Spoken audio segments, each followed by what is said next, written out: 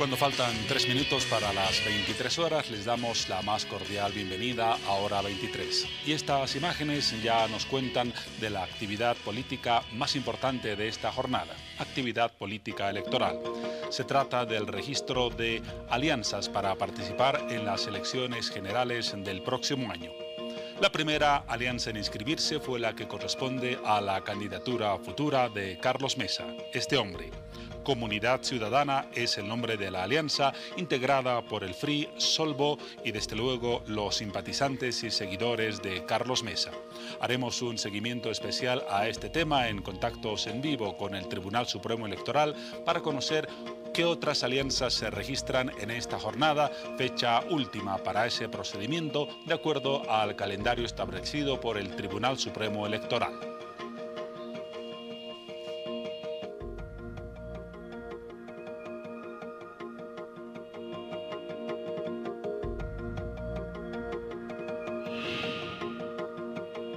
Y hoy también desde Santa Cruz de la Sierra estaremos hablando sobre el conflicto que se vive en Roboré.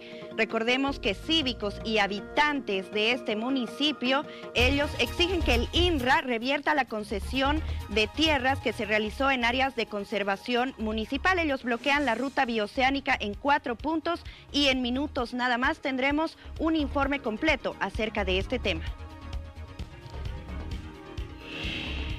Pero además, en el segundo programa de esta semana estaremos hablando de las cebritas. El próximo 19 de noviembre cumplen 17 años de vida, 17 años de acompañamiento permanente a la ciudad. Y sin duda se convirtieron en un referente de amor, de respeto y por supuesto de educación. Así que esta noche vamos a conocer más acerca de las actividades que van desarrollando como parte de su festejo respecto a su 17º aniversario. ¡Felicidades, cebritas!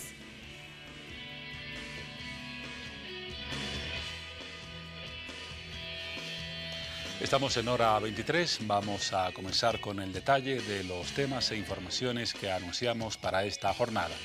Desde luego, el tema político electoral más importante, la finalización del plazo en esta jornada para el registro de alianzas ante el Tribunal Supremo Electoral.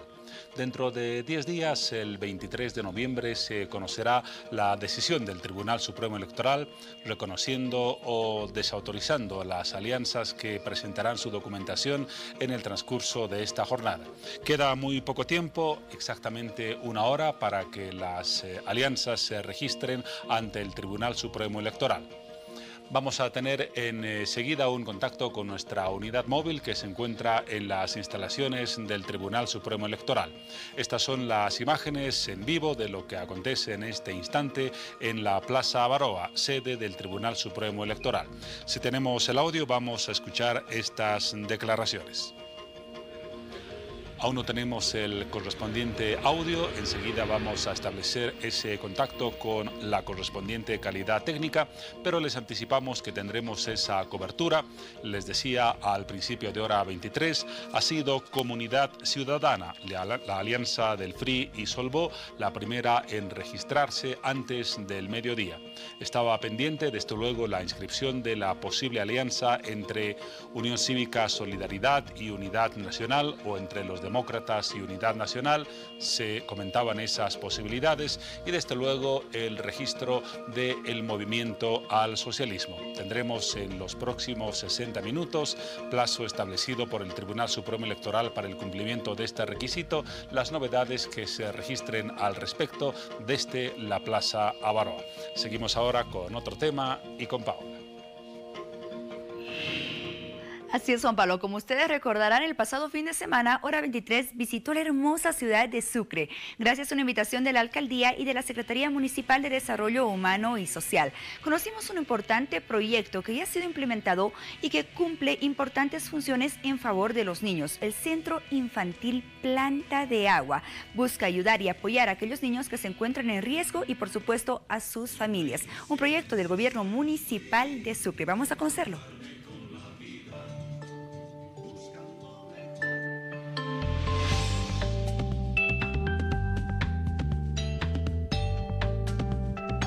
Nos encontramos en el Centro Infantil Planta de Agua, que es un centro destinado para la atención de niños y niñas y para el fortalecimiento de familias y comunidades. Y en esta mañana nos encontramos con la gerente operativa de Aldeas Infantiles de Sucre, Ninosca Uribe, que nos va a dar a conocer más acerca de todos los trabajos que se desarrollan en este centro. Ninosca, bienvenida a Hora 23.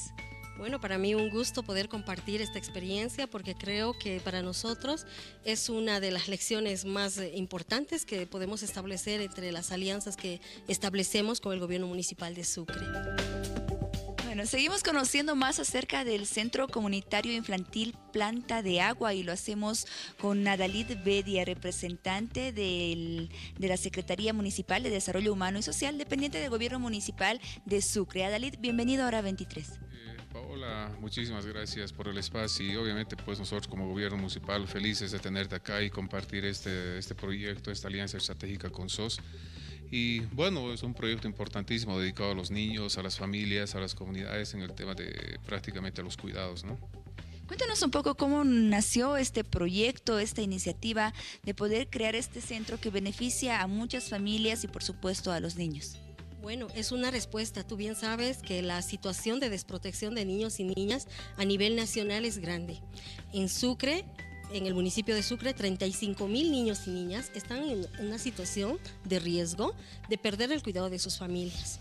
Ante esta situación, bueno, pues establecemos alianzas con los gobiernos municipales de 3 ciudades, de la ciudad del Alto, de Oruro y de Sucre, para dar una respuesta pero real y objetiva a esta situación, porque sabemos que si no respondemos de manera inmediata, las familias pueden desestructurarse y los niños quedar en una situación de abandono, engrosar aún más los centros de acogida, y es lo que menos queremos. Entonces este centro es una respuesta preventiva a la situación de riesgo de niños. ¿Se tiene una cifra de cuántas familias se benefician? Sí, bueno, la cantidad de cifra en familias, por ejemplo, acá en el Distrito 3, es una gran cantidad, hablemos mínimamente de unas 200 familias, por ejemplo, que tiende a crecer, obviamente, porque la masa poblacional aumenta, y hay que tomar en cuenta que muchas de estas familias tienen su fuente laboral en mercados, en diferentes sectores, y es ahí, como te decía, que surge la necesidad de los niños de cuidarlos. Y bueno, tenemos una infraestructura acorde prácticamente con todas las condiciones y lo principal para nosotros como desarrollo humano y social es haber identificado a estas familias en extrema necesidad y con Aldea SOS en esta alianza estratégica trabajar en ese sentido. Y no es el primer proyecto, ¿no? Se vienen muchos más. Yo creo que la parte integral de familia es necesario fortalecerla y por ejemplo el tema de género, el tema de defensoría. Es un trabajo integral, es un tema institucional que hay que fortalecerlo día a día y el objetivo netamente es servir a la población, ¿no? Existen 3 centros con esas características y con estos objetivos en nuestro país. ¿Dónde están ubicados estos centros y cuáles son los resultados que han generado hasta el momento? Bueno, el primer centro en ser inaugurado es en la ciudad del Alto.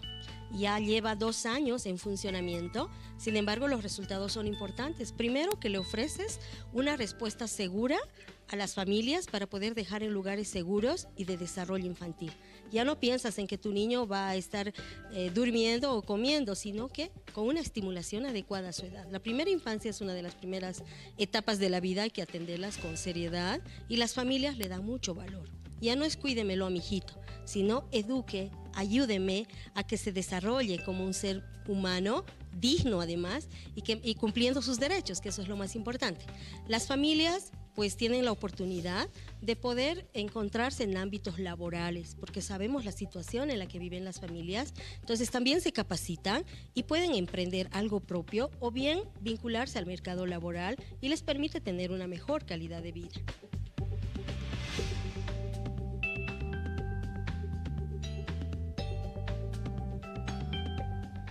Y ese es el Centro Integral de Desarrollo Infantil Planta de Agua, que está ubicada en la Ciudad Blanca, está ubicado en Sucre. Ese es el tercer centro de nuestro país, pero que tenemos otro en la Ciudad del Alto y otro centro en Oruro. Es un centro muy lindo que cuenta con distintas áreas, tiene el telecentro, tiene áreas donde se estimula a los niños con distintos tipos de educación de acuerdo a su edad. Y sin duda es un proyecto muy lindo que está ejecutando ya el Gobierno Municipal de Sucre en coordinación con Aldeas Infantiles. Así que es un gusto haber compartido todo este tiempo con la gente de Sucre, que nos recibió muy bien, y por supuesto con la Secretaría Municipal de Desarrollo Humano y Social, que nos permitió conocer más detalles acerca de este centro, que ha integrado ya muchas familias. Hay familias que se encontraban desintegradas y se pudieron reintegrar gracias a la creación de este importante centro. Además, debemos recalcar que los familiares, los papás de los niños, también tienen un beneficio muy importante gracias a la creación de este centro, porque existen talleres de capacitación,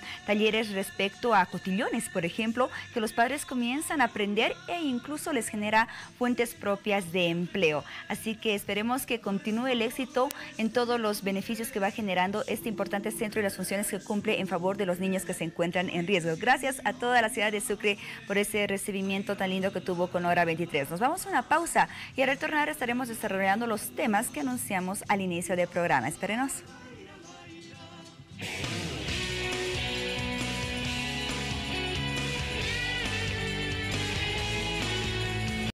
Vamos de inmediato al contacto con el Tribunal Supremo Electoral. Allí se encuentra nuestro compañero César Pardo para que nos ponga al día, o para ser más correcto, al instante, respecto a lo que está sucediendo en ese importante punto de información en esta jornada.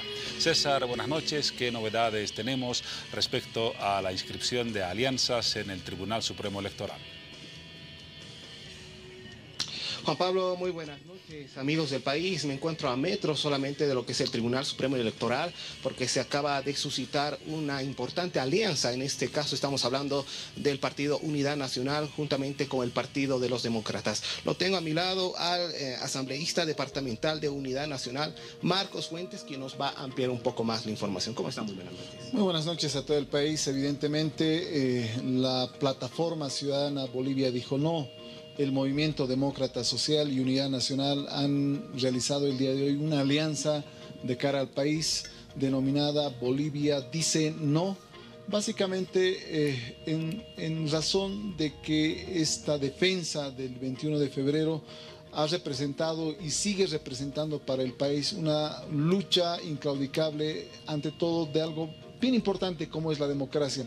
Pero también esta alianza se ha suscitado en torno a propuestas como salud, educación, emprendimientos, calidad educativa, propuestas que definitivamente le hacen falta al país. Y esa visión es la que se ha ido trabajando conjuntamente estas fuerzas políticas, en este caso el Movimiento Demócrata Social, Unidad Nacional y la Plataforma Ciudadana Bolivia Dijo No. ¿Cómo se ha realizado esta alianza? ¿Quién dio el primer paso, en este caso Demócratas o Unidad Nacional? Bueno, ha sido una convergencia básicamente de ideas, de propuestas, de visión de país entre estas dos fuerzas políticas importantes en el país, y obviamente las plataformas ciudadanas que han jugado un rol importante en la defensa y van a jugar todavía un rol importante en la defensa de la democracia. Perfectamente. ¿Con cuántas plataformas ciudadanas cuenta esta nueva alianza?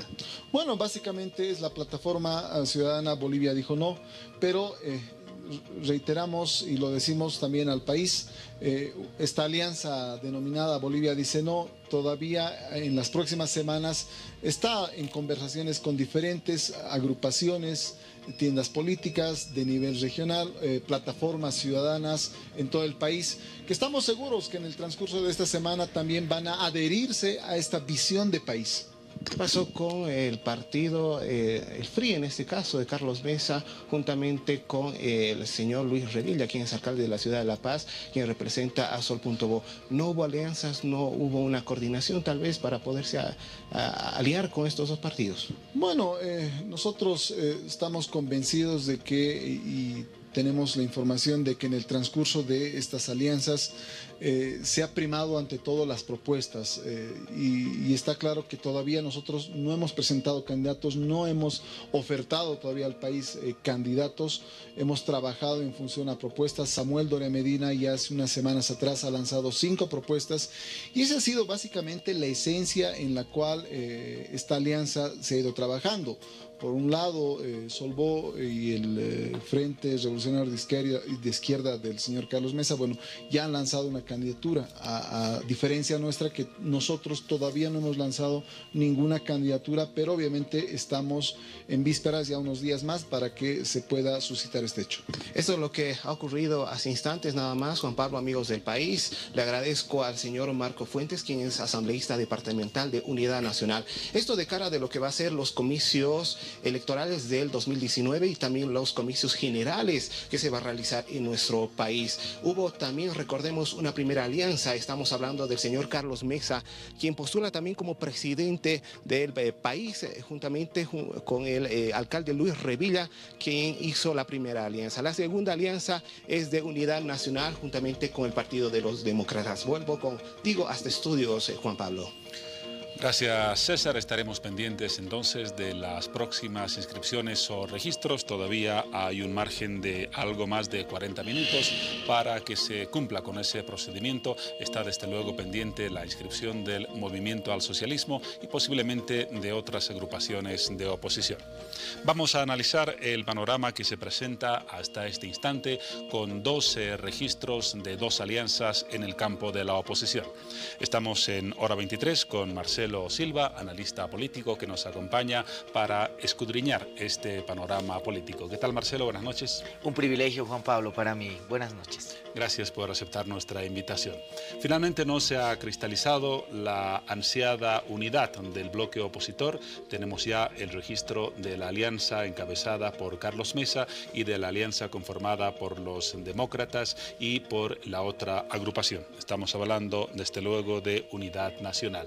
¿Qué ha primado para que la oposición no vaya unida a estas elecciones? Tengo 2 hipótesis, ¿no? Sin embargo, antes de lanzarlas, creo que la unidad todavía no es un elemento descartable, ¿no? Es decir, en el camino tenemos hasta mayo aproximadamente donde se van a inscribir las fórmulas ya con los candidatos a diputados, senadores, la composición de la Asamblea Legislativa Plurinacional. Yo no creo que sea descartada del todo, es decir, pienso que en el camino puede haber todavía un reencuentro de una unidad. Cierro el paréntesis y te digo las 2 hipótesis. Antes, Marcelo, para la claridad correspondiente a nuestros televidentes, esta posibilidad de que todavía se cristalice más adelante una alianza es perfectamente viable de acuerdo a las normas del Tribunal Supremo Electoral. Es decir, no sería algo que surja de sorpresa o al margen de esa norma. No. O sea, a ver, el registro de alianzas para presentar los binomios, ¿no?, vence hoy día. O sea, si tú quieres ir coaligado con alguien, de socio con alguien, a las primarias, lo cual significa que tiene un efecto vinculante para la elección del 2019, ahora, dentro de unos minutos, eso se cierra. Lo que yo te digo es de que la posibilidad que pueda haber más adelante es de que alguien se baje del carro. Es decir, de que si tienes 2 frentes, en vez de estorbarse, decidan que uno no vaya, ¿no? Y que vaya solo uno. Y el momento de complementar ese tipo si tú quieres consolidar esa alianza, es el momento donde tienes que inscribir tus candidatos a senadores, diputados, que todavía eso se va a dar en mayo del próximo año. Eso todavía no lo estamos tocando, ese plazo todavía no existe. Políticamente se ha visto muchas veces y es factible, ¿no? Es decir, te bajas del carro, me bajo del carro, pero quiero tener más senadores, quiero tener más diputados, quiero tener más representación parlamentaria, ¿no? Elementos de negociación. Son los elementos de negociación tradicionales. Era bueno aclararlo, ahora sí vamos a las hipótesis. La primera hipótesis es una hipótesis benigna, ¿no? La hipótesis benigna es de que la oposición está jugando a un plan B, ¿no?, ante la posibilidad de un descabezamiento, de un desgaste muy rápido de la candidatura de Carlos Mesa, en función de lo que ha pasado la anterior semana con el anuncio de la comisión y de lo que pueda pasar mañana. La Asamblea Legislativa Plurinacional va a tratar el informe de la comisión que ha estado encargada de investigar el tema Lavallato, el tema Odebrecht, donde indudablemente se estima que se recomiende que el Ministerio Público inicie una investigación al expresidente Mesa. Has mencionado la palabra desgaste. ¿Qué respalda el hecho de que pueda pensarse en un desgaste de la candidatura de Carlos Mesa, cuando más bien hay otras lecturas que indican que el papel que le está dando el gobierno de ponerlo en el banquillo de los acusados con argumentos no del todo solventes puede beneficiar indirecta o directamente a la larga a Carlos Mesa? A ver, primer elemento es de que si te has dado cuenta, es gran parte de la oposición política la que está pidiendo, por lo menos parlamentaria, también que se investigue a Carlos Mesa. Y el segundo elemento es que es un solo electorado el que se están disputando. Es decir, la oposición política tiene un electorado. Ni pienses que Carlos Mesa ni Unidad Demócrata va y le va a fracturar, por ejemplo, el voto rural al movimiento al socialismo. Dudo mucho que exista eso. Hay casi electorados cerrados, cautivos. Entonces, el directo competidor de Carlos Mesa no es en este momento el movimiento al socialismo. El directo competidor es, si se consolida, el candidato que podría salir de la unidad entre demócratas y Unidad Nacional, ¿no? Aunque en las encuestas que se han conocido hasta el momento hay una distancia muy notable entre la intención de voto hacia Carlos Mesa respecto hacia cualquier otro candidato de la oposición. Mira, esa es mi segunda hipótesis, ¿no? La segunda hipótesis de la que no es benigna, la que es maligna. ¿Qué dice la hipótesis? Esa hipótesis sostiene de que Carlos Mesa jugó mal sus primeras cartas.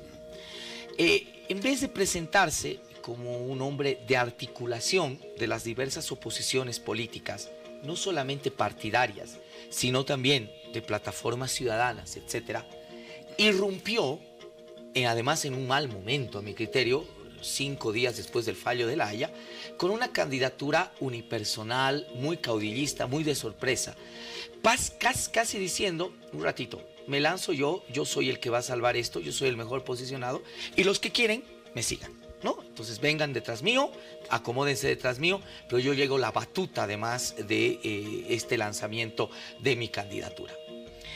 Cuando tú sabes que en política construir un aparato político te lleva muchos años y es algo muy importante.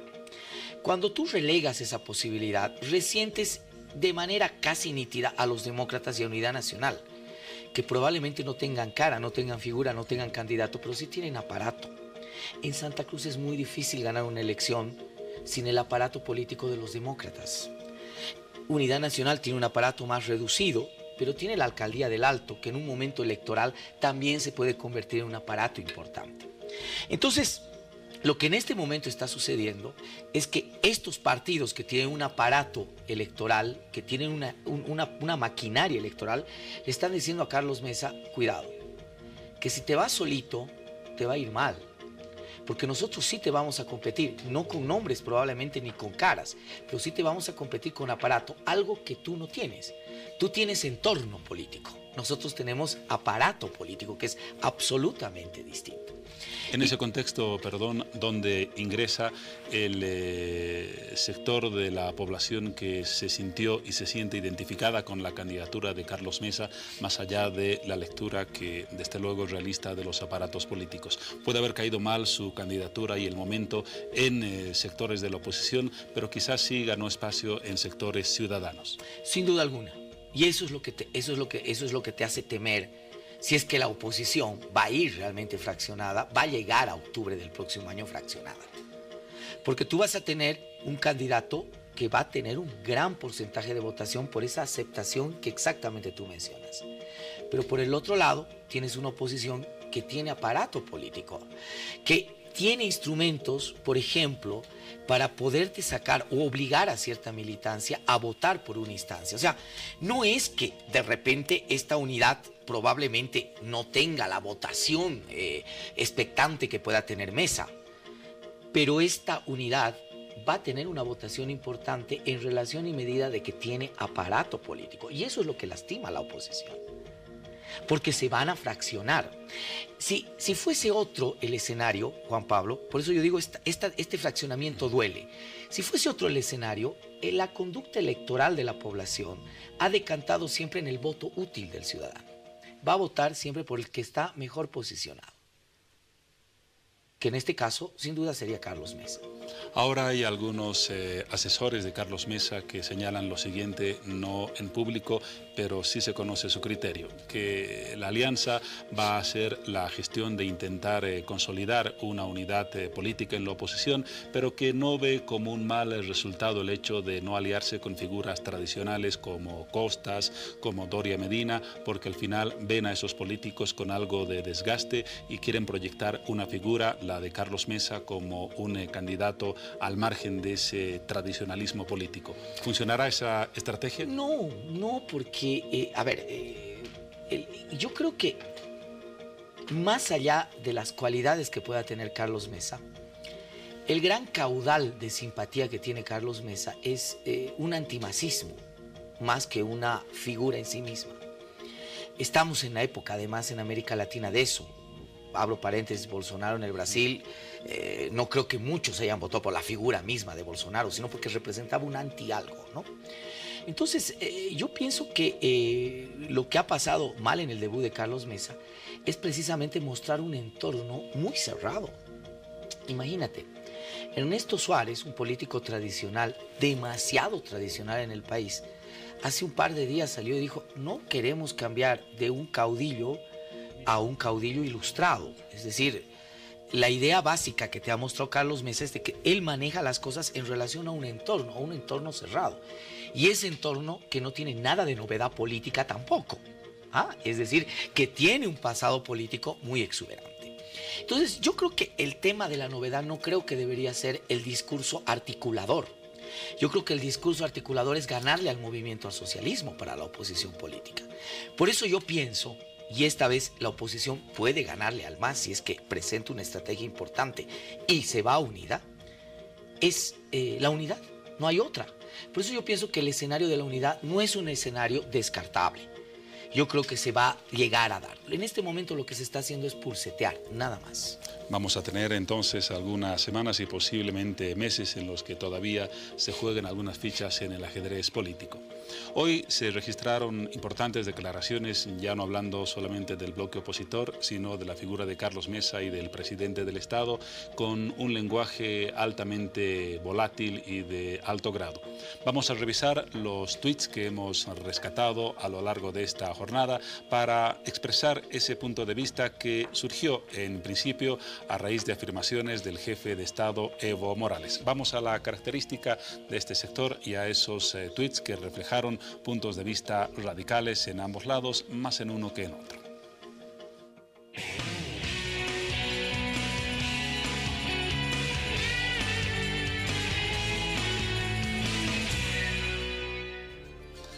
El primer tuit del presidente del Estado, Evo Morales Ayma, que dijo: no soy cobarde ni maleante como Carlos Mesa. El pueblo sabe cómo Mesa renunció porque consultó con el Banco Mundial y el Fondo Monetario y se negó a promulgar la ley de hidrocarburos. Es maleante porque, según MNRistas, cobró $1.200.000 para ser candidato y cobraba $200.000 de gastos reservados. La palabra radical del presidente del Estado. La respuesta llegó también vía Twitter por parte de Carlos Mesa, quien escribió: respuesta a Morales. He preguntado por qué no se incluye a su gobierno en la investigación. Hablan del caso Lavallato. ¿Acaso no se pagaron sobornos de Camargo durante su gestión? Lo que no haré es rebajarme a su lenguaje y sus insultos haciendo acusaciones sin pruebas. No es digno del cargo que ocupa. No fue el único filón del debate. Evo Morales Ayma volvió a la carga y escribió: Carlos Mesa tiene 24 horas para demostrar con pruebas sus acusaciones en mi contra en el caso Lavallato o retractarse. Si no lo hace, puede atenerse a las consecuencias. Vamos a defender nuestra dignidad. Mesa, que cobró gastos reservados y ordenó quemar pruebas, no tiene moral, aseguró el presidente. Y la respuesta a esta última afirmación llegó: un tuit de El Deber que reproduce un punto de vista, el de Carlos Mesa, quien sostuvo: presidente, no le tengo miedo y estoy aquí con el FRI y Solvó porque voy a ganar las elecciones.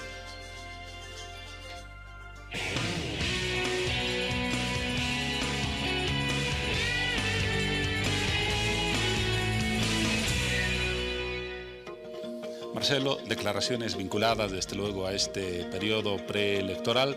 Muchos decían hoy el presidente, por sus expresiones, por la forma en la que lanzó las amenazas, los calificativos, maleante, cobarde, parece estar nervioso. ¿Tú crees que está nervioso por alguna razón? A ver, políticamente todo hay que leerlo ahora entre líneas. Estamos en un periodo electoral muy interesante. Yo creo que el MAS ha entrado a una especie no solamente de medir sus reales expectativas electorales, que ya las debe conocer. Yo creo que el MAS va a llegar muy difícilmente arriba del 40% de los votos en octubre. Y eso va a ser indudablemente jugar a una estrategia muy interesante, a tratar de mantener un equilibrio para que la oposición llegue fraccionada electoralmente y por supuesto esos resultados también se fraccionen. Porque sabe que la mayoría absoluta de los votos no la va a volver a alcanzar. Entonces es necesario, tiene la puerta constitucional que establece que si sacas más del 40% de los votos y llevas una distancia de 10% en relación al otro, al menos 10% en relación al segundo, eres automáticamente presidente de la República, del Estado nuevamente. Yo creo que esto pertenece a ese tipo de estrategia, ¿no? Es decir, a ver, un poquitito, se venía cayendo un poco la candidatura de Mesa, había arrancado muy fuerte, había dado unos tropezones, le han dado la espalda los partidos que tienen aparato, ¿no? Entonces había que darle un poquitito de mano. Y Carlos Mesa, inteligentemente, toma el guante y se posiciona. Porque lo que yo te decía antes del corte, va a tener más chance el que se presente con más fuerza en contra de Morales y en contra del MAS. Porque ese es el voto clave en este momento, ¿no? El voto anti-MAS es el voto que va a nutrir definitivamente fuerte las filas del candidato. Entonces, si tú ves esa discusión, encuentras a un Carlos Mesa, que además lo dice textualmente, no le tengo miedo y le voy a ganar las elecciones, ¿no? Entonces, prácticamente se está poniendo como el elemento de polarización más importante a Morales. Yo en este momento les puedo decir que estratégicamente, de aquí a algunos meses, el MAS va a hacer algo para posicionar al bloque de Demócratas y Unidad Nacional en el sentido de que no existe un desequilibrio. Porque eso es lo que necesita, ¿no? Necesita que realmente la oposición esté fraccionada. Le va a dar una mano, con toda certeza, a aquel bloque que esté debilitado. Es una de las posibilidades. Ahora no deja de ser interesante la actitud de Carlos Mesa. Él ha asumido que no debe tener la conducta del acusado que responde a una serie de señalamientos, sino él quiere ponerse en el papel de acusador. A una acusación del MAS y del gobierno responde con una acusación, no con una defensa. ¿Cómo ves esta estrategia? Le ha dado resultado y por eso la está volviendo a utilizar. No nos olvidemos que Borax. Es decir, de repente todo iba a caer contra Carlos Mesa y la actitud de Carlos Mesa, inteligente, fue precisamente no victimizarse, sino ponerse en el papel de acusador. Y empezó a presentar pruebas que complicaron de tal manera al gobierno que el gobierno desistió no tocar más el tema. Es decir, lo archivó porque giró en exceso la tuerca de ese caso. Probablemente lo que nos está diciendo Carlos Mesa es lo mismo que Kiborax, es decir, cuidado, giren demasiado la tuerca, que yo también tengo algunos elementos para acusar a este gobierno de que ha estado metido en esto. Por eso el presidente lo desafía y le da 24 horas para que pruebe lo que está denunciando, ¿no? Entonces, me parece una manera muy interesante, muy inteligente, pero que además le ha dado resultado. Peor, Juan Pablo, en un contexto de una campaña tan larga,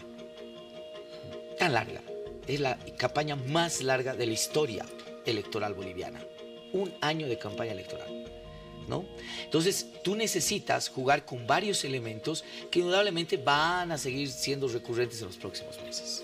Ahora, volviendo al tema de la unidad de la oposición, en caso de que no se cristalice esta en los plazos establecidos y en caso de que se vaya a una segunda vuelta, el segundo candidato opositor, que no sea Carlos Mesa, inevitablemente tendrá que apuntar a respaldar la candidatura de Mesa si hubiera una segunda ronda. Mira, eso da vueltas en muchos asesores de las oposiciones políticas, ¿no? Exactamente lo que tú dices. Es decir, que realmente la primaria sea la elección de octubre del 19, ¿no? Y entonces quede el mejor posicionado. Y eso va a causar el efecto inmediato de que todos los opositores se unan detrás del que ha quedado para la segunda vuelta.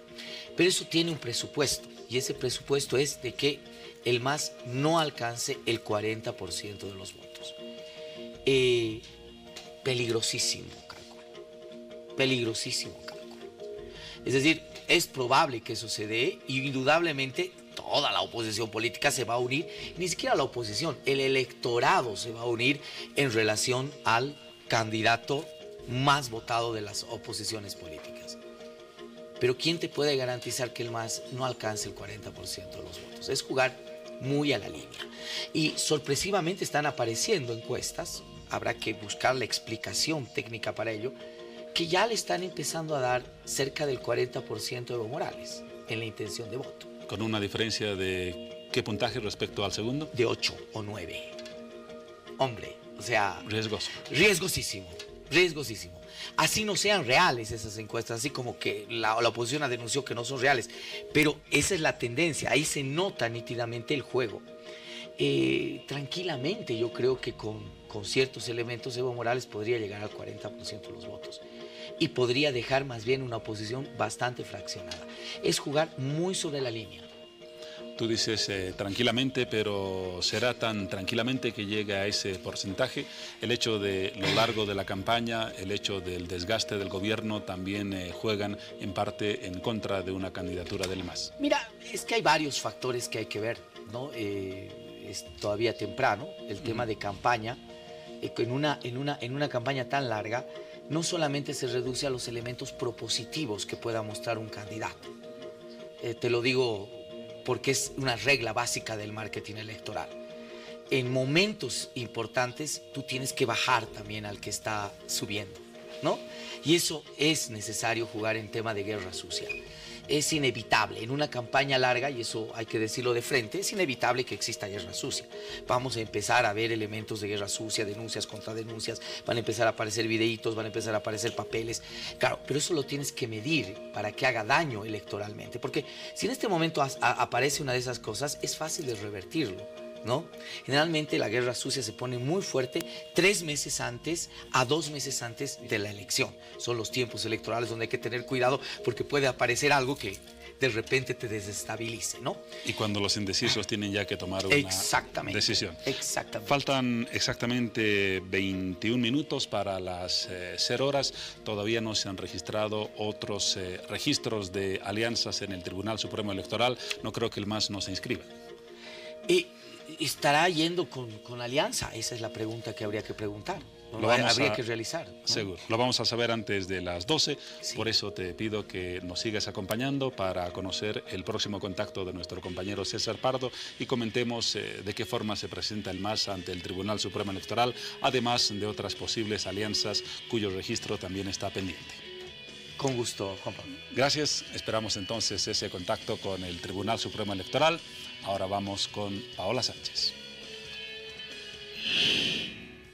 Así es, Juan Pablo. Mientras sucede todo ello, es momento de hablar de un importante programa creado por el Gobierno Municipal de El Alto. Guarme con vuelo propio es un programa que está enfocado en romper el ciclo de violencia que existe y principalmente violencia contra la mujer y la violencia intrafamiliar que se registra en la ciudad del Alto. Así que vamos a conocer más detalles respecto a este programa. Con nuestra siguiente invitada damos la bienvenida a Blanca Mendoza, secretaria de Desarrollo Social del Gobierno Municipal de la ciudad del Alto. Blanca, bienvenida a Hora 23, qué gusto. Muchas gracias, buenas noches, gracias por el espacio que se nos brinda para informar lo que estamos haciendo en esta oportunidad en el Gobierno Municipal del Alto. Comentarles que hoy se ha lanzado toda una campaña que tiene que ver con con una estrategia que estamos desarrollando con la Cervecería Boliviana Nacional, con el área de responsabilidad social empresarial, que tiene que ver con la prevención de violencia contra la mujer, pero en general contra la familia. Comentarles que nosotros como municipio del Alto tenemos varios indicadores, tanto de servicios legales integrales, de defensorías, como también de los programas que tenemos de adulto mayor y de personas con discapacidad, en los que se conocen datos muy alarmantes de lo que es violencia. Y bueno, nuestra alcaldesa ha tomado la decisión de afrontarlo de manera activa, de poner diferentes soluciones estratégicas que puedan realmente poder cortar con este tipo de violencias que estarían viviendo. Muy bien, esta noche vamos a conocer cómo se lleva a cabo este programa WARMI con vuelo propio, que es un programa muy interesante que además cuenta con nuevas tecnologías, incorpora nuevas tecnologías y distintos métodos de prevención y atención a las denuncias de violencia contra la mujer. A ver, ¿en qué consisten estas nuevas tecnologías y estos métodos de prevención y atención de las denuncias contra la mujer? Así es, comentarles que nosotros como Gobierno Municipal del Alto tenemos la línea 156, que ya está trabajando durante varios años en el municipio. Sin embargo, en esta oportunidad estamos recibiendo el apoyo de esta área de responsabilidad social que viene a fortalecer lo que viene a ser esta línea y la convierte en un call center. Este espacio nos ayudará a remitir de manera inmediata las denuncias que tengamos, los casos que vayamos a atender. Tenemos de manera inmediata ya el registro automático de todas las denuncias que están llegando, pero además este espacio lo que también va a brindar es orientación.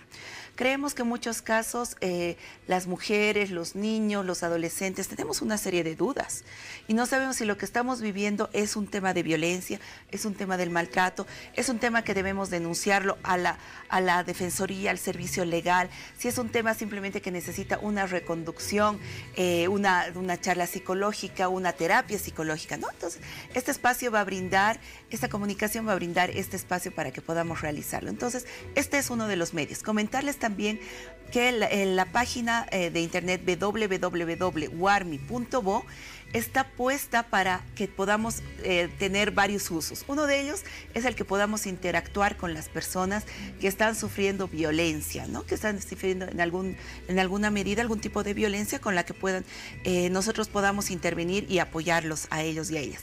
Tenemos también tests para que puedan ver si lo que están viviendo es normal, es algo cotidiano, es algo que tiene una relación normal en la vida, o si realmente llega a ser algo que está vulnerando sus derechos. Aparte de esto, tenemos dos áreas fuertes que viene a ser un programa de televisión que estamos sacando, es un programa de media hora que vamos a sacar con casos de personas que vienen a consultar precisamente sobre casos de violencia. ¿Este programa será diario? Este programa va a ser los días jueves, una vez a la semana, media hora en una cadena televisiva. ¿Qué es lo importante de esto? Es que vamos a poder conocer también cuáles son las soluciones que vamos a dar nosotros como Defensoría y Servicios Legales a cada uno de estos problemas de violencia. En este caso vamos a tener el acompañamiento de todo lo que es un equipo interdisciplinario, una trabajadora social, abogado y psicólogo, para que puedan de manera integral, como se trabaja en los servicios legales y en las defensorías, poder dar lineamientos. De esta manera, la persona que está haciendo conocer su caso va a poder tener la solución de manera inmediata o la vamos a referir a uno de los servicios. Pero yo, usuaria, que estoy viviendo algo parecido o lo mismo, es una situación muy similar, voy a saber qué es lo que tengo que hacer. Entonces, este programa de televisión tiene relación directa con un programa también radial que vamos a transmitirlo de manera directa. Entonces, lo que queremos realmente es llegar a la ciudadanía de una manera mucho más proactiva, que sean diferentes espacios con los que la gente se comunique, diferentes instancias que puedan comunicarse de manera directa y poder dar soluciones y hablar realmente de este tema de violencia y romper todo lo que es este ciclo de violencia. Importante que todas estas denuncias y todos los casos que viven las mujeres y la violencia intrafamiliar que se registra en la ciudad del Alto pueda ser difundida y se pueda dar a conocer más a través de distintos medios. En este caso, lo que usted nos comentaba, lo último que nos comentaba, un programa de televisión, por ejemplo. Este programa de televisión, el contacto directo con las personas que realicen las denuncias a través de dicho programa, ¿será por parte de la alcaldesa? Sí, es nuestra alcaldesa que va a dirigir el programa, pues ella quiere realmente poder coordinar con el equipo que tenemos, o sea, con el trabajo, todo lo que es defensorías y es servicios legales integrales, poder canalizar cada uno de estos espacios que estamos teniendo. Ella asume el tema de esta responsabilidad que tenemos como municipio y la posibilidad también que tenemos de coadyuvar a la solución de los problemas que están viviendo las personas que están viviendo en el Alto. De esta manera vamos a poder nosotros ver los casos, analizarlos, dar solución de una manera mucho más directa y poder compartir con otras personas, ¿no? Creo que también es importante señalar que este programa lo que tiene el fin es que quienes estamos viviendo alrededor o cerca de una persona que está viviendo violencia, podamos también hablar con esta persona y poder sensibilizarla y apoyarla, ¿no? Otro de los casos que tenemos nosotros como servicios legales integrales, pero creo que esto es a nivel nacional también, es que la mayoría de los casos, y realmente es la mayoría y con mucho dolor lo decimos, no llegan a seguir los procesos, a concluir los procesos judiciales. Muchos de estos casos llegan a tener una solución pactada entre las partes, un desistimiento, y esto nos ayuda a fortalecer al agresor o al que el agresor siga agrediendo a otras víctimas, a que se esté fortaleciendo esta área de lo que viene a ser realmente el no poder dar fin a la violencia. Por lo tanto, lo que nosotros también queremos es fortalecer mucho más lo que viene a ser las denuncias y acompañar los procesos, fortaleciendo a las víctimas que han vivido esta violencia para que ellas puedan seguir realmente con los casos hasta la conclusión de los mismos, para romper el ciclo de violencia. Ahí en pantallas veíamos acerca del Alto, que tienen que ver, sobre todo en los servicios legales, comentarte que hemos tenido en este año 2.755 casos de violencia contra la mujer, y esto hacemos una diferenciación que creo que es importante también señalarla. Hemos tenido 1.500 casos de denuncias en los servicios legales integrales sobre el tema de que no estarían brindándose la asistencia familiar. Creo que esto es importante también señalar, que el tema económico también es otro tipo de violencia que tenemos que fortalecerlo, ¿no? Entonces, y visibilizarlo. También comentarte que hemos recibido a esta fecha 3.627 casos, denuncias de casos de vulneración de derechos de niños y niñas. Creo que esto es importante también señalar. En la semana anterior hemos tenido ya la primera sentencia de un caso que hemos tenido este año. No sé si recordarán el caso del niño que fue quemado por su mamá. La señora ya tiene 10 años de sentencia, y creo que es importante expresar, resaltar este tipo de casos, puesto que estamos visibilizando que las autoridades judiciales también están dando importancia a la vulneración de los derechos de los niños, y no como antes se quedaba en, bueno, va a volver con la familia, tenemos que sobrellevarlo, y en fin, se quedaba en nada, ¿no? Entonces creo que es importante todo este tipo de pasos que se están dando y poder comentarlos con la ciudadanía para que podamos crear también cordones de seguridad en nuestro medio, en nuestra familia, en la comunidad, en diferentes espacios que tengamos. Ahora que está iniciando este programa tan importante, ¿cuáles son los principales retos que tienen y que pretenden superar? Bueno, como les decía, Warmi con vuelo propio es un espacio que nos está apoyando Responsabilidad Social de la CBN. Lo que queremos nosotros es reducir los índices de violencia que se vayan a dar en las diferentes áreas, informar a toda la ciudadanía de cuáles son los diferentes tipos de violencia que se pueden dar, pero sobre todo el romper el ciclo de violencia. Creo que es importante que toda persona que vaya a denunciar la violencia no se quede con la denuncia y luego desista de seguir el proceso.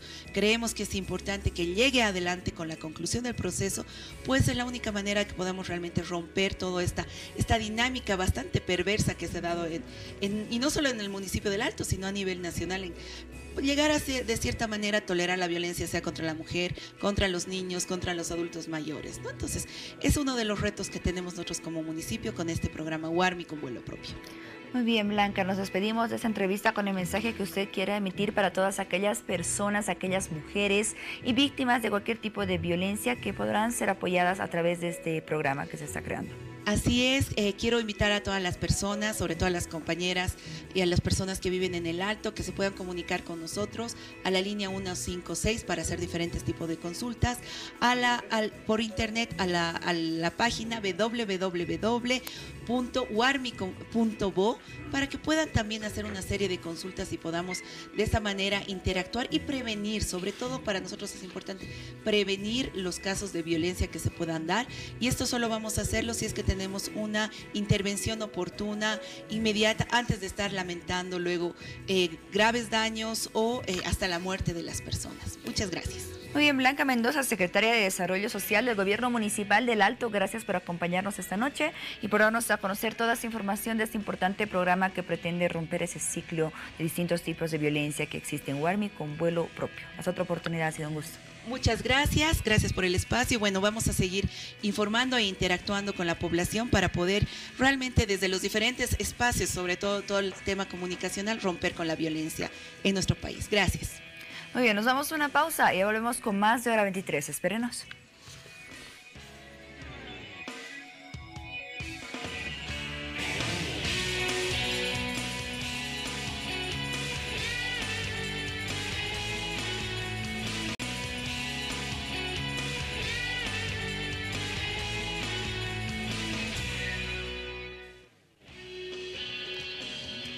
(23:54). Faltan 6 minutos para la conclusión de esta jornada. Volvemos con nuestro invitado de esta noche, Marcelo Silva.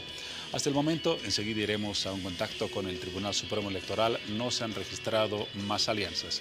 Alguien podría pensar, si no se registra el MAS, no participa en las elecciones. No es así. Hoy es la fecha para el registro de alianzas. Quienes no se inscriban pueden participar, pero solitariamente, por decirlo de alguna manera. Lo dices bien, es así. Es decir, hoy lo que fenece es el plazo de la consolidación o la articulación de alianzas políticas. Es decir, partidos con otro tipo de instrumentos de representación política. En este caso, los que indudablemente tienen validez son los partidos políticos, por eso hacemos énfasis a esa alianza demócrata, por ejemplo, con Unidad Nacional, porque los únicos que están habilitados bajo la Ley de Organizaciones Políticas para participar en una elección nacional son los partidos políticos, ¿no? Por ejemplo, la alianza del FRI, que sí es un partido político a nivel nacional, con Solvo, es una alianza más que simbólica, porque Solvo solita no podría participar en las elecciones nacionales en relación a que no es un partido político, se ha quedado como una agrupación ciudadana, nada más. Entonces, lo que hoy día vence es ese tipo de alianzas. Los que hoy día no expresan su deseo de hacer alianzas políticas, les queda el camino de participar solos. Ahora, eso es digno de otro tipo de análisis. Ahí estarían, por ejemplo, UCS, que tenía la intención de participar. A ver, veremos el si MNR. Había una idea de que UCS podía haberse aliado con el MNR, una alianza un poco más chiquita con el Partido Demócrata Cristiano, etcétera. Al parecer eso no ha cuajado, no se ha dado. El partido del gobernador de La Paz, Félix Pazzi, que ya tiene la personería jurídica, ha anunciado que va a ir solo, que va a ser candidato presidencial solo, sin alianzas, por lo tanto no tiene la necesidad de registrar ningún tipo de alianza, a menos que nos sorprendan en los próximos minutos. Muy bien, entonces no sería una sorpresa que no se registren en algunos partidos, significaría que tienen la decisión probablemente de ir solos en las próximas elecciones. Así es. Revisemos, Marcelo, ahora algunas fechas importantes. En 10 días, el viernes 23, el Tribunal Electoral va a dar a conocer si habilita o no a las agrupaciones o alianzas que se han registrado en esta jornada. Así es. Ese es el plazo en el cual el Tribunal Supremo Electoral dice está bien hecho, ¿no? Se han cumplido los requisitos formales para que se consolide estas alianzas, ¿no? Entonces, eso dice corre y vale, ¿no? Pueden tranquilamente inscribir a sus candidatos para las primarias, a sus binomios, ¿no? Por eso inmediatamente el siguiente plazo es el 28 de noviembre. Último día para la inscripción de candidaturas para elección para de binomios. Inscribir a los candidatos a binomios. Día importantísimo, trascendental. Ese sí hay que hacer velada. Ese Seguro sí que hay sí. que esperar, porque ahí ya no habrá solamente partidos ni alianzas. Habrán nombres claros, definidos. A mí me queda, por ejemplo, como gran duda y gran intriga, seguro a ti también, ¿a quiénes van a inscribir los demócratas como candidatos? Porque además han anunciado que no van a inscribir un solo binomio, van a inscribir al menos 2 binomios, ¿no? Ha sido lo que ¿Quiénes serán?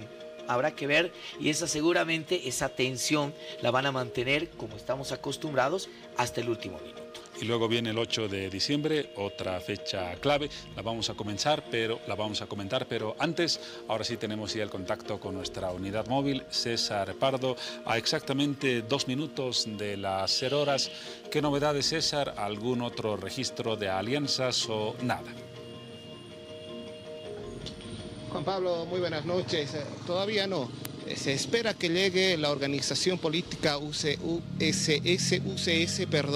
juntamente que haría una alianza con la agrupación SOL. Sin embargo, no existe ninguna alianza hasta el momento. Estamos esperando también que llegue la agrupación PDC, Partido Demócrata Cristiano, para que exista una alianza y exista también una vigilia. En instantes le vamos a mostrar y vamos a estar con ustedes con una declaración en este momento. Tal vez alguien dentro del... Sin embargo, como podemos ver, no hay nadie, querido Juan Pablo. Sin embargo, hay poco resguardo policial. Hace instantes nada más existían policías resguardando el tribunal. Bueno, ya se retiraron. Sin embargo, se espera a que también el Movimiento Nacionalista Revolucionario, MNR, llegue hasta este lugar para que pueda hacer vigilia. Recordemos que esta organización política también llegó en horas de la tarde, hicieron una vigilia y se retiraron. Pero este es el panorama, querido Juan Pablo, amigos del país. En este momento, como podemos ver, también están algunos colegas de la prensa realizando y resguardando y esperando información de lo que vaya a ser las alianzas en el Tribunal Supremo Electoral. Gracias, César. Tendremos más adelante un tercer y último contacto, pero ya son las 0 horas y el Tribunal Supremo Electoral ha dicho que va a ser taxativo, por lo tanto solo se han registrado 2 alianzas. Una, la de Solvo con el FRI, denominada Comunidad Ciudadana, y la segunda, Bolivia dice no, entre Unidad Nacional y los demócratas. Nada más, Marcelo, entonces, que esperar. Se ha cumplido el plazo y no hay tiempo para Exactamente, lo que veíamos ahí en imágenes precisamente es el acto, seguramente algún vocal no se lo ha podido visualizar bien, que es una costumbre en el Tribunal Supremo Electoral, bien data desde la vieja Corte Nacional Electoral. Medianoche baja y le pide a los guardias que cierren la puerta porque el tiempo se ha cumplido. Lo que acabamos de ver es precisamente ese momento. Son las 00 con 1 minuto, o sea, el tiempo ya se ha pasado, así que no habrán más alianzas, es imposible que existan. Por lo tanto, los que quedaron fuera o van a competir solos, o lo más práctico y lo más recomendable, no competirán en la elección de octubre del próximo año. Esa es la conclusión. Allí las imágenes respecto a la puntualidad que tú mencionabas, una puntualidad mayor a la de Papá Noel incluso. Así es. No ha fallado ni un segundo. Lo pendiente, Marcelo, el sábado 8 de diciembre, otra fecha importante, el Tribunal Supremo Electoral va a publicar la lista de binomios presidenciales habilitados. Ahí gran parte de las agrupaciones políticas esperan que no se autorice la candidatura de Evo Morales. ¿Habrá algún margen para esta posibilidad?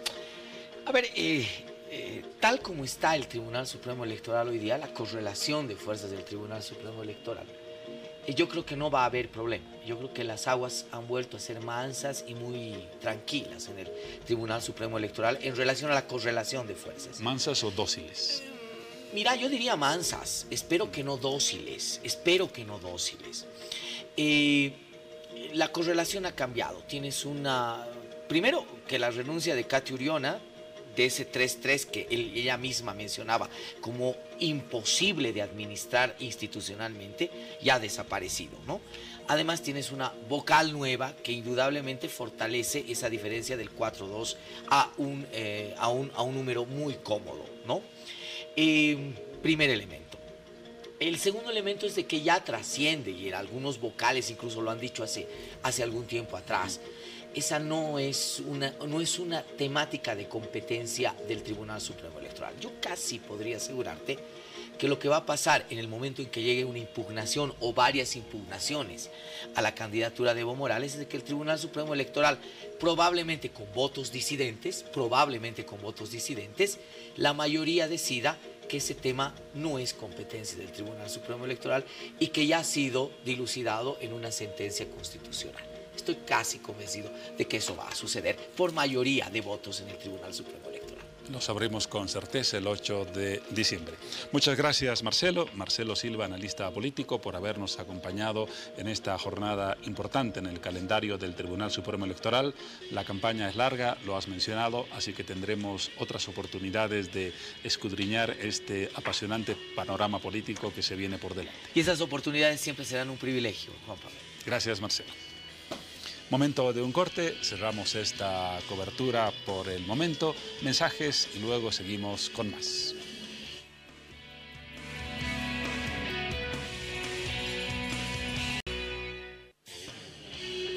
Estamos nuevamente con ustedes y para hablar de un tema muy sensible para muchísimas personas, la asistencia familiar. Un beneficio que llega después de un generalmente largo proceso judicial y que incluso después de dispuesto tiene un vía crucis para que pueda efectivizarse. Nos ocupamos del tema con el doctor Rodolfo Castro Claros. Él es abogado especializado en el área civil. Le damos las buenas noches. ¿Cómo está, doctor? Buenas noches, un placer por haberme invitado a su programa y haciendo la aclaración que mi especialidad es el área familiar. Área familiar. Exactamente. Hay una diferencia con la civil. Exactamente, hay una diferencia. ¿La civil se ocupa de? La civil se ocupa de subsumir o resolver bienes en relación al patrimonio, en realidad, y la asistencia familiar, temas relacionados a los beneficios que corresponden a los niños, ¿no es cierto? Muy bien, es bueno siempre aprender algo todos los días. Exacto. Usted ha publicado hace poco un libro que hace alusión y hace aportes también sobre el tema de la asistencia familiar. ¿Cuál es el aporte sustancial de esa publicación? Exactamente, nosotros conjuntamente con mi colega, hemos publicado un libro referido específicamente a temas sobre asistencia familiar, el cual el aporte principal es dar soluciones prácticas, ¿no es cierto?, a temas relacionados en cuanto, reitero, asistencia familiar, ¿no es cierto? Existen sentencias constitucionales, por ejemplo, que resuelven problemas que no están establecidos dentro de la Ley 603, que es el Código de las Familias. ¿Un aporte con qué título? Con el título Soluciones prácticas y jurisprudenciales al proceso de asistencia familiar. Ahora hemos hablado de asistencia familiar, quizás mucha gente no conoce cuál es el concepto de este término. ¿Qué entendemos o qué deberíamos entender por asistencia familiar? La asistencia familiar está considerada como un beneficio económico, ¿ya?, y en especie que corresponde a todo niño, niña y adolescente, y una obligación que corresponde al progenitor que no se encuentre a cargo de los menores en este caso, ¿no es cierto? Esa es la asistencia. Hablamos, por ejemplo, de un matrimonio. Tienen un hijo, el matrimonio se disuelve, se separan o se divorcian. La persona, digamos el padre que tiene responsabilidades con el hijo, no deja de tenerlas y debe otorgar una asistencia económica familiar. Es, en términos simples, eso lo que implica el concepto de asistencia familiar. Exactamente. Dentro de la asistencia, dentro de las características de la asistencia familiar, se manifiesta que la asistencia tiene como una característica esencial que se denomina como irrenunciable, es decir, es un derecho que tiene todo beneficiario y que este derecho puede recibirse inclusive hasta cumplida la mayoría de edad, o se puede extender hasta los 25 años inclusive. Ahora, ¿quién está obligado a dar esa asistencia familiar? En el caso que mencionaba, una familia que se separa, si por ejemplo el hijo queda en custodia de la madre, la asistencia familiar corresponde otorgar al padre. Exactamente. Y en el caso de que el hijo quede en custodia del padre, la asistencia debe correr por parte de la madre. Corre por parte de la madre, eso establece la ley. En realidad, la asistencia familiar la otorga la persona que no se encuentra al cuidado del menor en este caso, ¿no es cierto?, del beneficiario. Es decir, madre o padre pueden pasar la asistencia familiar en las mismas condiciones que establece la ley, que es el 20% del salario mínimo nacional actualmente está establecido así. Ese es el porcentaje mínimo. El porcentaje mínimo es el 20% del salario mínimo nacional que se debe pasar cuando existe un hijo, por ejemplo. Estamos hablando aproximadamente de qué monto? 412 bolivianos. 412 bolivianos. ¿Qué pasa cuando un padre o una madre tiene un mayor ingreso de recursos o un alto ingreso de recursos? ¿Voluntariamente puede dar una cantidad superior a la que usted menciona o ese es el límite? Voluntariamente puede ser accesible a que se pueda pasar una asistencia mayor siempre y cuando ambos progenitores lleguen a suscribir un acuerdo transaccional. Caso contrario, en la vía judicial tendría que la progenitora demostrar la capacidad económica del obligado y la necesidad económica del beneficiario en este caso. Esos son los parámetros que se debe establecer para que la autoridad judicial pueda fijar una asistencia familiar acorde a las necesidades del menor. Porque 400 bolivianos parecería ser un monto muy bajo. Equivale casi a una pensión en un colegio regular. ¿Y qué pasa con la alimentación, con otros gastos? El artículo 109 de la Ley 603 hace referencia a qué es lo que cubre la asistencia familiar y nos dice, ¿no?, textualmente que la asistencia familiar cubre las necesidades básicas, es decir, alimentación, salud, vivienda, y otros aspectos muy importantes, ¿no es cierto? Y se ha establecido como innovación en la nueva Ley 603 Código de las Familias que la asistencia familiar no puede ser menor a los 412 bolivianos, considerando que con la anterior norma, con la anterior ley Código de Familia, inclusive fijaban un monto de asistencia familiar hasta de 50, 100 bolivianos, ¿no es cierto? 50 o 100 bolivianos, ya casi... Existía esa posibilidad, exactamente, y con esta ley han primordialmente precautelado el interés superior del niño y es por eso que como una innovación han puesto que el mínimo, cuando una persona no trabaje o no se pueda demostrar la capacidad económica del obligado, en este caso se debe pasar una asistencia del 20% del salario mínimo nacional, equivalente a 412 bolivianos. Obviamente esto se puede modificar o ampliar siempre y cuando la progenitora, quien es la demandante o la que está al cuidado del hijo, demuestre que el obligado percibe buenos ingresos, ¿no es cierto?, económicos. Si es que esta persona o el obligado trabaja en una institución, entonces mediante una orden judicial se puede solicitar su papeleta de pago y mediante eso el juez puede razonar y dar un criterio o fijar una asistencia familiar más elevada acorde a las necesidades, ¿no es cierto? Siempre nos fijamos en los parámetros de la necesidad del niño y la capacidad del obligado. Ahora usted ha definido muy bien cuál es el procedimiento para lograr la asistencia familiar, pero de tiempo en tiempo leemos en los periódicos, escuchamos en las radios y vemos en los canales que para una madre es casi un vía crucis obtener esa asistencia familiar, los trámites ante la justicia, las trabas en los juzgados, los costos que no corresponden. ¿En cuánto tiempo, como promedio, una madre, para hablar de un caso específico, logra una sentencia que otorgue una asistencia familiar a un menor? Aproximadamente en la práctica una progenitora puede lograr que se le otorgue una asistencia familiar en un promedio de 1 mes y medio aproximadamente, dependiendo mucho las circunstancias, si es que el progenitor, por ejemplo, se encuentra viviendo dentro del departamento o no. Acorde a eso, los plazos se pueden ir alargando, considerando que se debe notificar mediante edictos, pero sin embargo, la promulgación de esta ley, la Ley 603, dentro de su espíritu, es que los procesos relacionados a asistencia familiar se agilicen, ¿no? Pero que por ciertos y muchos factores que se van suscitando en la práctica judicial, lastimosamente no se pueden agilizar como en realidad era la meta, ¿no?, de esa norma, de la norma de la Ley 603, pero un aproximado es entre 1 mes y medio a 2 meses por lo menos. Una pregunta más para una respuesta breve, estamos ya contra el tiempo. ¿A quién debe recurrir una madre, si ese fuera el caso, para iniciar un trámite de asistencia familiar? ¿Dónde tiene que ir? ¿Qué tiene que hacer? La madre puede acudir a un abogado que tenga la especialidad obviamente en materia familiar, ¿no es cierto? O también puede acudir ante una defensoría de la niñez, donde obviamente ellos pueden orientarle respecto al caso que plantea ella, ¿no es cierto? Gracias por esta información. En las redes sociales hemos recibido muchísimas consultas. Hubiera sido nuestra intención absolverlas, pero lo vamos a convocar en otra oportunidad para atender esos cuestionamientos, porque se trata de un tema en verdad de mucho interés y de mucha preocupación para la población. Pero gracias, doctor Rodolfo Castro Claros, por haber aceptado nuestra invitación y habernos visitado esta noche en Hora 23.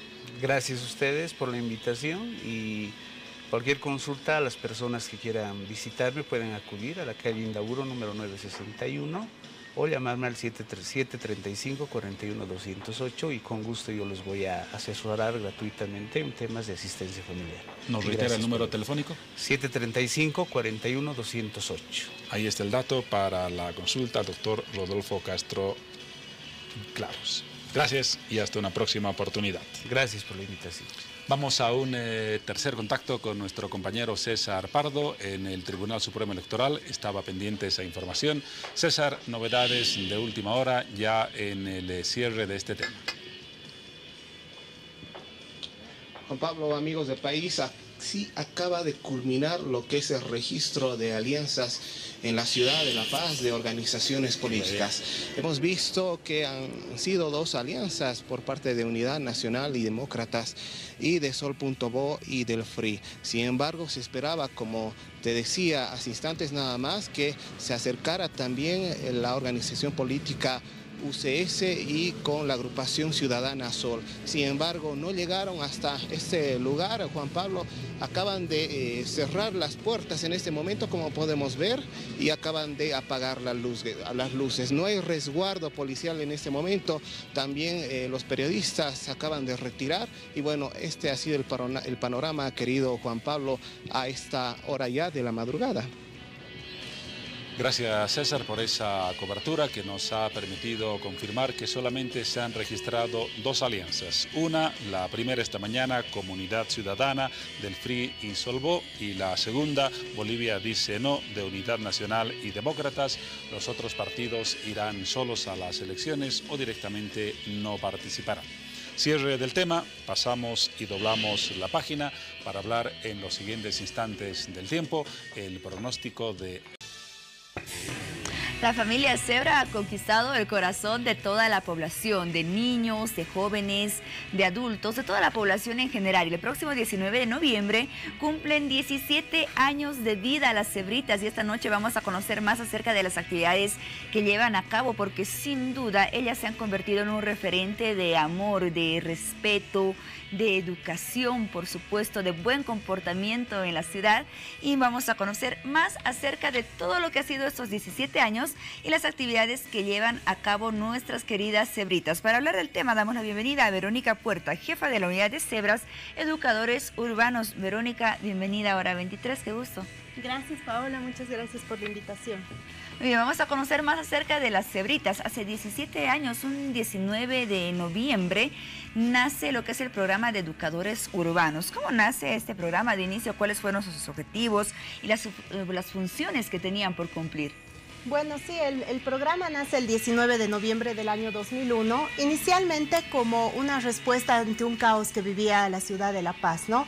Un caos donde habían peatones que no se ordenaban, donde habían conductores que tampoco se ordenaban, y es así que se crea este proyecto de cultura ciudadana para poder inicialmente ser educadores viales, ¿no? Posteriormente las Zebritas pasaron a ser educadores urbanos enfocados en enseñanza siempre en temáticas de cultura ciudadana.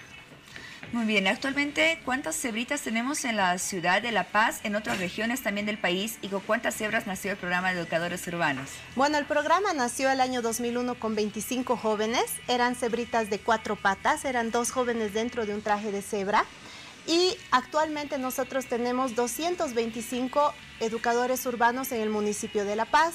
El programa se ha replicado en ciudades como El Alto, Tarija y en Sucre, que son los municipios que actualmente cuentan con el programa, que es una réplica exacta del municipio de La Paz. ¿Cómo se seleccionan a aquellos jóvenes que debajo de este traje, detrás de este traje de Zebritas, pues implementan todo lo que es esos servicios de educación, esos mensajes que ellos transmiten de educación, de buen comportamiento y de respeto a todos los ciudadanos?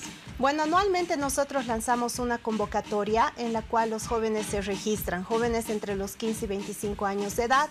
Luego atraviesan una capacitación que es muy intensiva y después de realizar varias evaluaciones y capacitaciones, ellos pueden pertenecer al programa, que es un programa de voluntariado. ¿Y cuáles son los beneficios que se les otorga a estos jóvenes si cumplen una función tan importante? Bueno, este es un programa que apoya sobre todo al proyecto de vida de los jóvenes, es decir, que apoyamos a los estudios, ¿no? Ellos tienen un apoyo económico por este voluntariado que es de 4 horas y este apoyo está destinado netamente a apoyarlos en sus estudios. ¿Cuáles fueron los mayores retos alcanzados en estos 17 años que cumplen las Cebritas, Verónica? ¿Cuáles han sido los mayores alcances, los mayores objetivos que han cumplido y los principales retos que han logrado superar? Bueno, nosotros hemos sido conocidos mundialmente, hemos ganado un premio internacional que es el premio de Guangzhou el año 2016, también tenemos el premio Maya 2017, han sido declarados amigos de la ciudad y así hemos tenido a lo largo de estos 17 años un sinfín de reconocimientos, ¿no? Esta gestión han sido reconocidos como personajes paseños y así también como personajes amigos de las personas con discapacidad, ¿no? Entonces ellos tienen muchos reconocimientos, siempre educando en un lenguaje positivo, en el amor y con los valores, ¿no? Y de hecho recientemente 2 cebritas, de las 4 que nos están acompañando esta noche en el programa, 2 cebritas estuvieron visitando España, estuvieron en Madrid formando parte de un foro muy pero muy importante. A ver, cuéntanos un poco más, el Foro Mundial sobre Violencias Urbanas y Convivencia para la Paz. ¿Cuáles fueron aquellas características, aquellos aspectos que nuestras cebritas reflejaron con su participación en este foro y las funciones que fueron a cumplir? Bueno, es así como lo dices, 2 de los jóvenes que se encuentran acá de las Cebritas han sido partícipes del foro, donde ha sido un foro de voluntariado, ¿no? Ellos han llevado todo lo que es el programa de educación en cultura ciudadana y han enseñado y transmitido valores en España, ¿no? Han realizado lo que es el Cebra por un día, han compartido nuestras temáticas, han asistido a diferentes espacios, unidades educativas y bueno, hay una más que es una cebrita mujer que también ha sido beneficiada de este viaje y 2 de los jóvenes que están acá. Muy bien, felicidades a nuestras cebritas entonces que nos representaron muy bien en este importante foro mundial en España. ¿Qué otros objetivos tienen por cumplir como programa Educadores Urbanos? Bueno, nosotros ahora estamos ya casi terminando la gestión. Este es un programa que anualmente se convoca a los jóvenes y todos los años ellos se presentan al mismo, ¿no? Hemos empezado a realizar apoyos a los proyectos socioproductivos de las unidades educativas. También hemos incursionado en lo que son talleres motivacionales, siempre con temáticas de educación. Muy bien, entonces este próximo 19 de noviembre, Verónica, las cebritas cumplen 17 años de vida, 17 años compartiendo de manera permanente con todos los ciudadanos, jóvenes, niños, adultos y población en general. Y bueno, inculcándonos lo que es el respeto, esa buena conducta y la educación que todos debemos tener. ¿Qué actividades tienen programadas? ¿Cuál es la agenda de las cebritas para celebrar este 17º aniversario? Bueno, durante todo el mes de noviembre ya hemos tenido varias actividades. Hoy día hemos tenido una graduación de jóvenes que han atravesado un curso de inglés todo un año. La semana del 19 al 23 tenemos diferentes actividades, ¿no? Tenemos el 19 una feria en calles con temáticas educativas donde van a poder ver a las cebritas en todo el centro paceño. Tenemos un encuentro de educadores donde van a exponer sus objetivos, las metas que se han alcanzado y todo el trabajo de este año. Tenemos una mañana de talentos, tenemos una fiesta de gala el 22 y terminamos el 23 con un taller motivacional para jóvenes al que se están sumando distintas personalidades que van a poder motivarlos y explicarles de sus emprendimientos y del trabajo que ellos realizan. Muy bien, vamos a conocer un poco más de las cebritas esta noche y vamos a conversar con ellas, por supuesto, para que nos cuenten un poquito más acerca de todas esas funciones que desempeñan. Además, como les recalcaba, tenemos 2 cebritas que estuvieron visitando España recientemente y formaron parte del Foro Mundial. ¿Cómo están, cebritas? Bienvenidas esta noche, hora 23. Bueno, estamos iniciando el día con ustedes en realidad. ¡Hola! Buen día. A ver, cuéntanos un poquito. Ustedes estuvieron formando parte del Foro Mundial en España, los dos, ¿cierto? A ver, ¿qué tal la experiencia? Hola, muy buenas noches a todos los paseños y las paseñas. Sí, nosotros hemos estado en España y hemos estado muy feliz porque todos los españoles nos han recibido con un cariño y con un amor tremendo, con un abrazo, y allá hemos ido a transmitir todas nuestras herramientas de trabajo, y también de allá nos hemos traído muchas herramientas de trabajo en la cual nosotros vamos a transmitir aquí también al programa. Muy bien, ¿qué fue lo que más te gustó de esta visita al Foro Mundial, Cebrita? Bueno, la verdad, haberse presentado a la ciudad de La Paz, al país de Bolivia, nuestro voluntariado y la forma de trabajar que tenemos acá los jóvenes, siempre cambiando la ciudad con el compromiso de seguir luchando por nuestra gente, por nuestra ciudad. Eso, muy bien. Y siempre bien. el espíritu de la cultura ciudadana y la cultura de paz, que es muy importante. Entonces nos sentimos muy bien por ellos y muy felices. Bien dicho, Cebrita. A ver, vamos a pasar el micrófono a otra de las cebritas para que nos diga qué características deben reunir ustedes, jóvenes, que están detrás de este traje de cebritas y que comparten con toda la gente cada día. Pues bueno, nuevamente buenas noches a todos. Mandar un saludo a toda esta queridísima ciudad de La Paz. Pues bueno, las características que nosotros debemos unir simplemente es ponerle ganas, voluntad y mucho amor a nuestra queridísima ciudad, porque esta ciudad tiene mucho que dar. Sin duda, muy bien. Entonces, las cebritas están el próximo 19 de noviembre de aniversario. Y bueno, pues las felicitamos a todas ellas, a nuestra cuarta cebrita también que nos está acompañando esta noche. Les vamos a pedir que manden un beso a todos los ciudadanos y agradecemos del otro lado del set a Verónica Puerta, jefa de la unidad de cebras, educadores cervanos, por visitarnos esta noche y darnos a conocer todas las actividades que se van llevando a cabo por 17 años de las cebritas. De esta forma y con estas hermosas cebritas nos despedimos esta noche del programa y nos reencontramos en el próximo capítulo de Hora 23. Familias Orianas, buen descanso. Así es, exactamente, son las 0:29. Llegamos al final de Hora 23, pero antes quiero felicitar a Paulita, que está de cumpleaños. Mil felicidades, Pau, que tengas un día maravilloso, lleno de bendiciones. Un abrazo gigante para ti a la distancia. Casi como las cebras, Paola está cerca a los 17 años. Es todavía muy joven y tiene muchos años por delante. Que la felicidad, Paola, te acompañe no solamente en esta jornada, sino de forma permanente. Un abrazo a nombre de todo el equipo de Hora 23 y de todo nuestro público. Felicidades.